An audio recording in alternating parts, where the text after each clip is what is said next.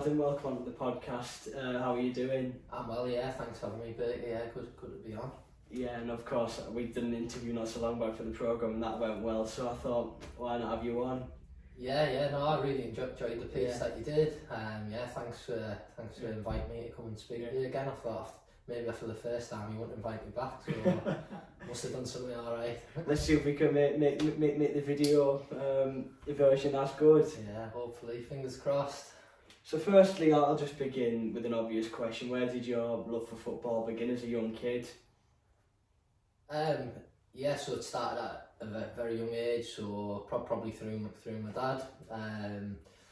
Got an older brother, and he was at an age where he was going to football sessions. He was joining the team with his schoolmates and that kind of thing. And I was maybe told I was too young when I wanted to start playing. You know, as a maybe 4 or 5 years old, I guess. And I'm saying, look, I want to go. When's it my time? And I think just after my dad took me over the field and keep on, my daddy eventually broke and took me. So from then, I haven't missed a year. My dad's been there to follow me through football, and you probably hear him on the sidelines at games here as well. So he's been a big part of how I got into football and through sort of my footballing journey, if you like. Middlesbrough fan growing up? Yeah, big Borough fan again. My dad was a big Borough fan, so I didn't have a choice in the matter. But loved going to support the Borough.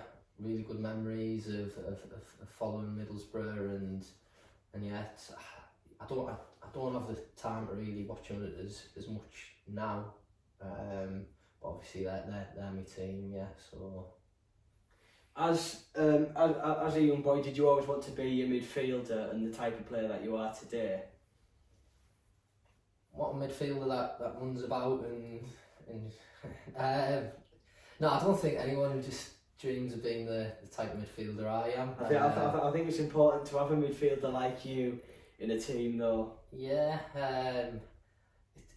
it's about having a balanced team, but a balanced approach to your game as well, and you work on what your strengths are and try and play at your strengths. But I mean, scoring goals, don't get me wrong, I love to score goals, and I like to score more goals, but that's never been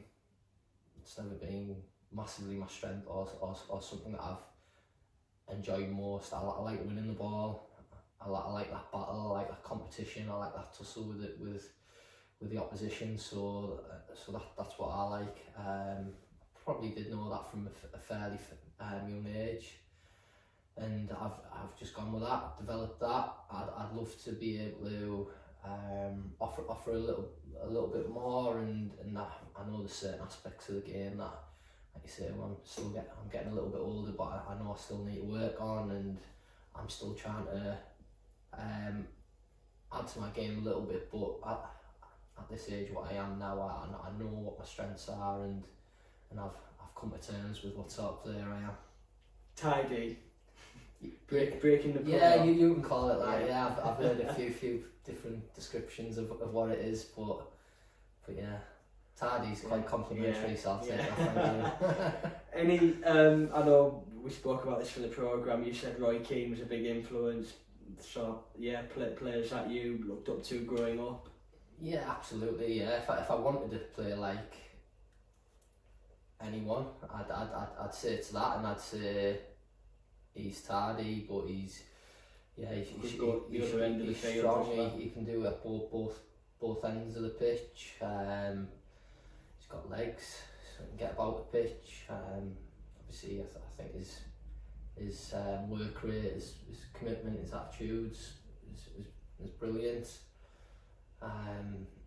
His desire, but his quality on the ball as well, and those are the things that I try and bring to my game.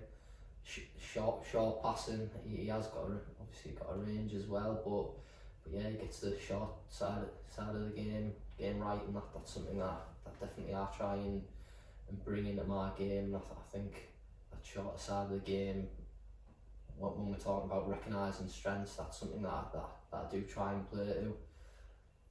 Certainly probably one of the best Premier League midfielders of all time. Yeah. And I'm saying that from an Arsenal perspective, because my dad's an Arsenal fan, so I was soft spot for them. So him and Vieira, the two of them, probably two of the all-time greats. Yeah, definitely. It was always a good battle, wasn't it? Yeah. So, don't get much of that these days. No. So you go for Keane over Vieira? Is that what you? It's a tough one, but put it this way: I think I've both of them in the midfield together. I don't think you're going to get beat many times in a season. No, you won't want to come up against that pairing, would you? Yeah. So I'll talk about your career in non-league football. Where did it all begin? Getting into the game? So probably about when I was 16 at Thornaby. So a few people that I played with and played against during junior football had sort of made that breakthrough or looking to make that breakthrough and going down to pre-season down Thornaby. See, probably the most local non-league club for me being from Middlesbrough, so it was on my corner really, just not far away at all. So it made sense to go along with some lads that I had enjoyed junior football with, and it was an eye opener. It was exciting. Like you say, my first taste of non-league men's football, and yeah, I loved it, and I think things have just developed and progressed from there. I've got some good memories at my short time at Thornaby, and like you say, it's a club that I probably owe quite a lot to, giving me that opportunity. Starting your career, yeah. So. I know that was also followed by an early spell at Marske. You were down here for a little bit before you've recently come back. Middlesbrough Town, Whitby Town. And talking about memories, have you got any in particular highlights that stick out for you in your career? Yeah, I mean, well, just it's certain managers that you've played for, like and opportunities that they've give you, and just that they've had the backing to come for you and to give you that opportunity and to play regularly, consistently.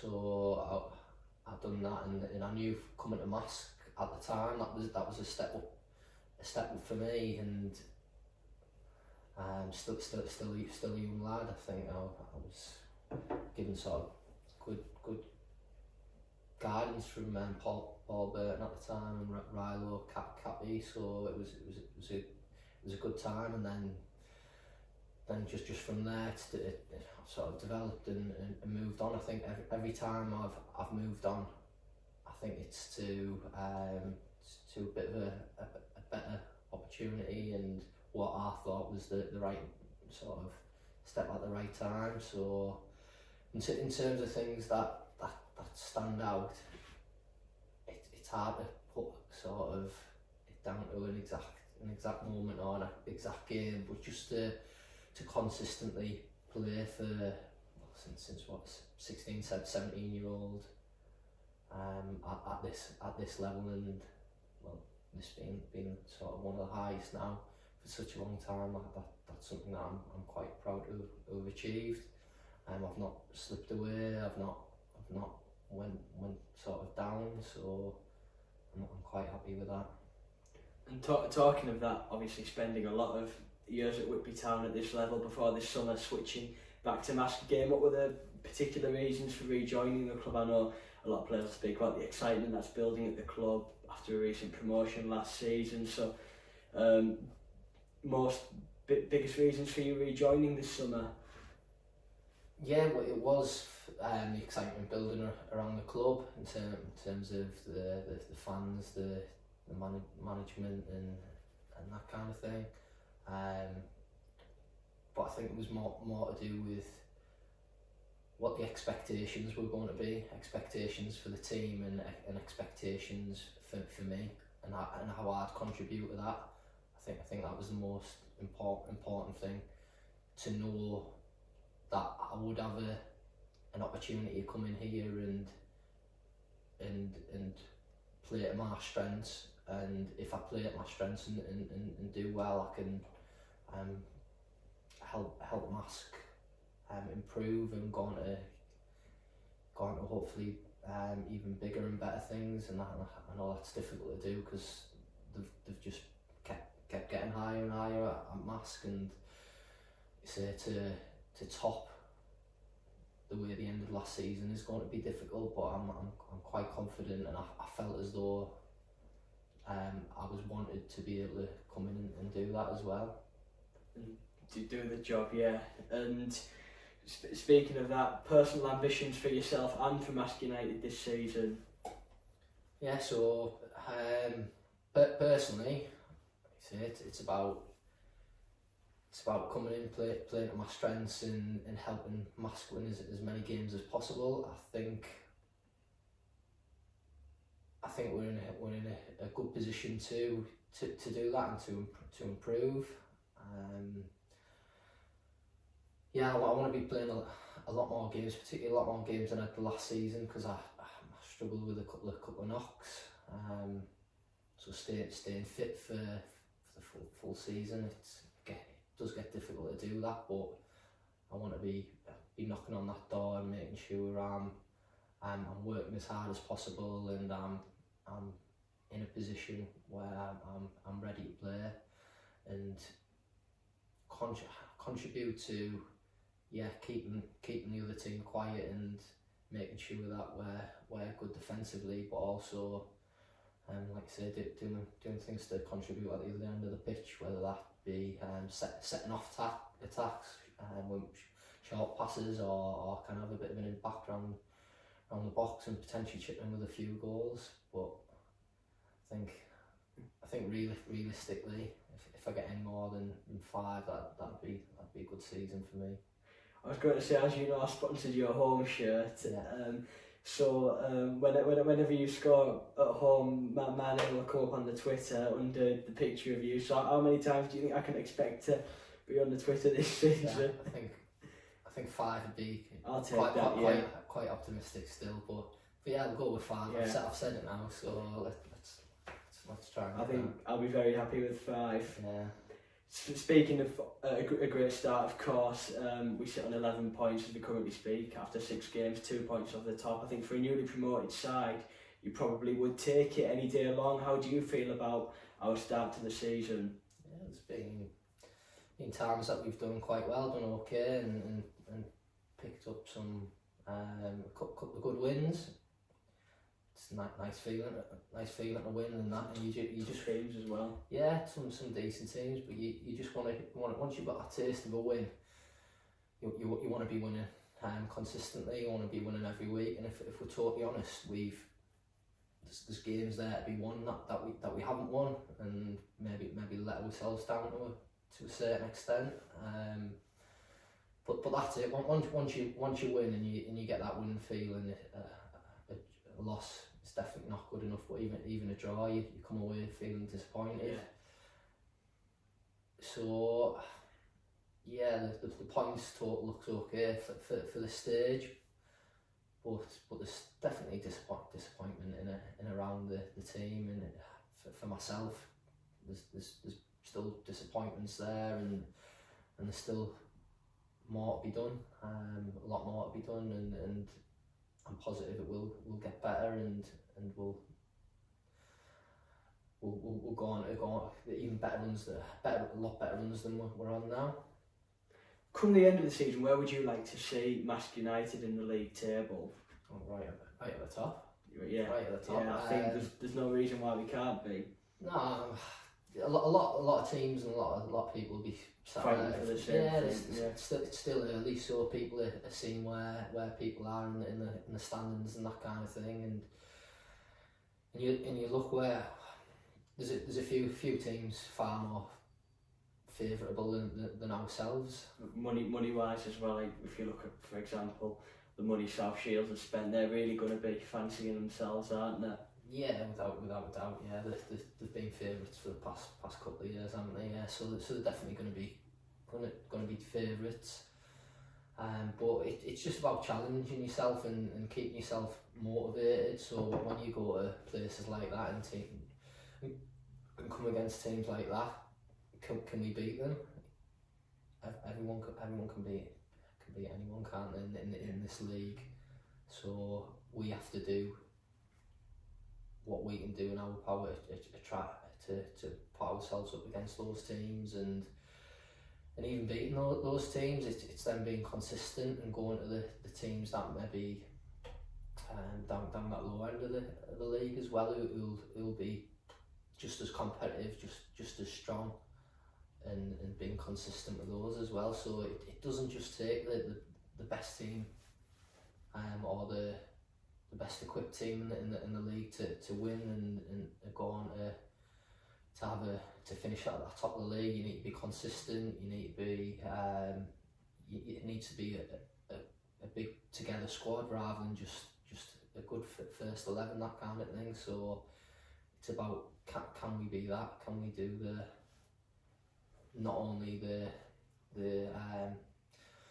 sort of the football right on the pitch, but it's got to be right off the pitch. It's got to be have the right motivation, the right temperament, the right attitude. All the things have got to come together.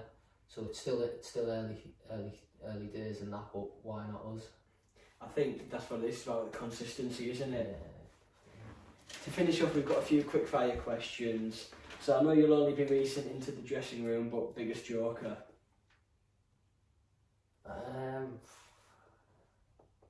It's hard to look beyond Marske.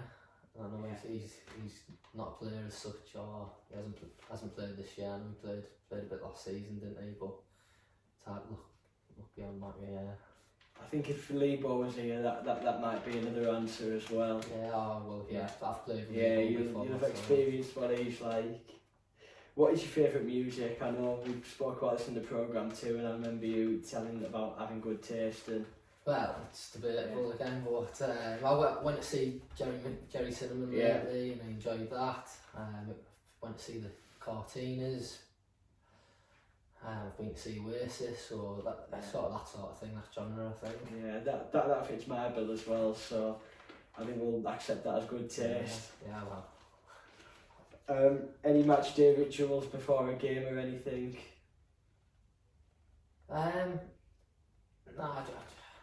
It's just important that you get yourself motivated. So just getting in that right frame of mind.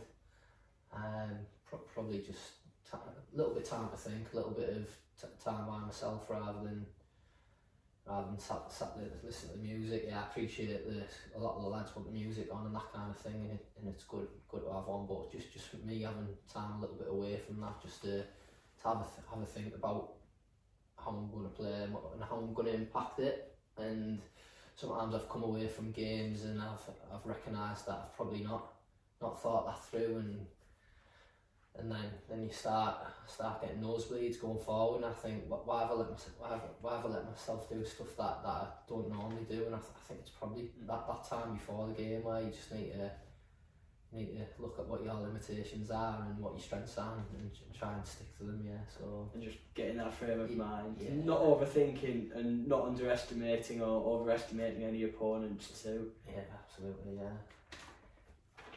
The best player you've played with, probably be a tough question this. You can name a couple if you'd like. Yeah, played with. I don't think you look further than Dale Hobson, to be fair. Yeah, Dale's a fantastic player. So yeah, just because he's come at the front of my mind. Yeah, we'll go with him. Trickiest player to play against. Trickiest player to play against.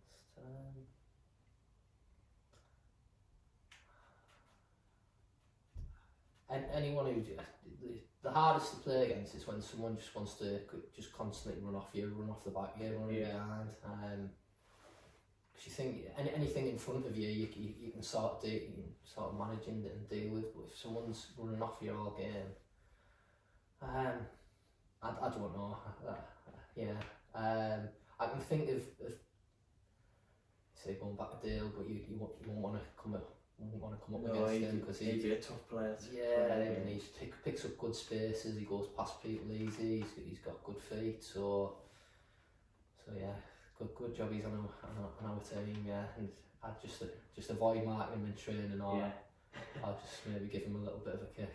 Yeah, but don't injure him too seriously, otherwise I think we'll be missing something. Yeah, And finally, favourite food? I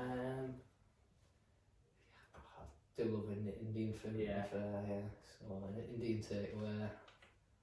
Yeah, good shout. Just not on the night before a match. No, be a bit concerned that one there. Yeah, might scare off the opposition like sometimes.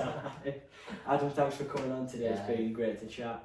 Yeah, no, thanks for having us. Yeah, top man. Yeah, Cheers, brilliant.